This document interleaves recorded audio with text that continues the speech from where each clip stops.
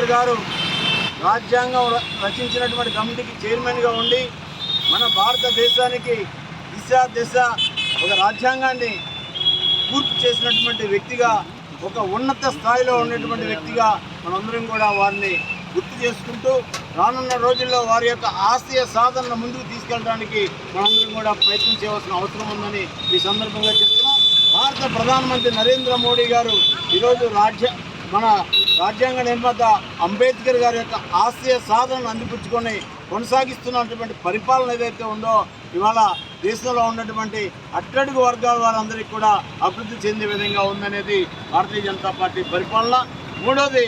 ఆంధ్రప్రదేశ్లో జరుగుతున్నటువంటి ఎన్నికల కురుక్షేత్రంలో ఇవాళ నరేంద్ర మోడీ గారి యొక్క అభివృద్ధి ఫలాలతోటి భారతీయ జనతా పార్టీ ఎన్డీఏ కూటమి ఎన్నికల్లో ప్రజల ముందుకు వెళ్తుంది. మరొక పక్క దేశానికి వ్యతిరేకంగా పనిచేస్తున్నటువంటి వ్యక్తులు, దేశ ద్రోహులైనటువంటి కాంగ్రెస్ కూటమి ఎన్నికలకు వస్తుంది. కాబట్టి ప్రజలందరినీ కూడా మేము కోరుతున్నాం, ఆంధ్రప్రదేశ్ ప్రజల్ని, ముఖ్యంగా కాకినాడ ప్రజల్ని, భారతీయ జనతా పార్టీ కూటమి ఏదైతే ఉందో ఇవాళ బీజేపీ కూటమిలకి సపోర్ట్ చేయడమే కాకుండా నరేంద్ర మోడీ గారి యొక్క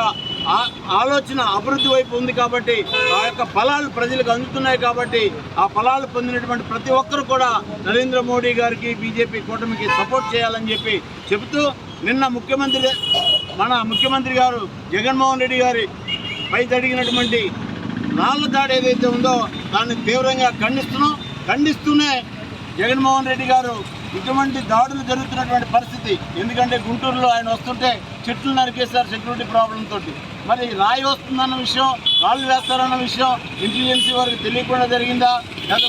ఇంటెలిజెన్సీ పోలీసు వ్యవస్థ ఫెయిల్ అయిందా, లేక గతంలో జరిగినటువంటి కోడికత్తి కేసు ఏదైతే ఉందో ఆ విధంగా ఇది నెంబర్ 2 కేసా, లేకపోతే కావాలని దాడి చేయించుకున్నారా, ఎన్నికల్లో విజయం సాధించుకోవడానికి ఇది ఒక రాజకీయ దుమారమా అనే విషయం వెంటనే ఆంధ్రప్రదేశ్ పోలీసు వ్యవస్థ యొక్క విచారణ చేసి దోషులు శిక్షించాలని చెప్పి ఈ సందర్భంగా కోరుతున్నాం. ధన్యవాదాలు.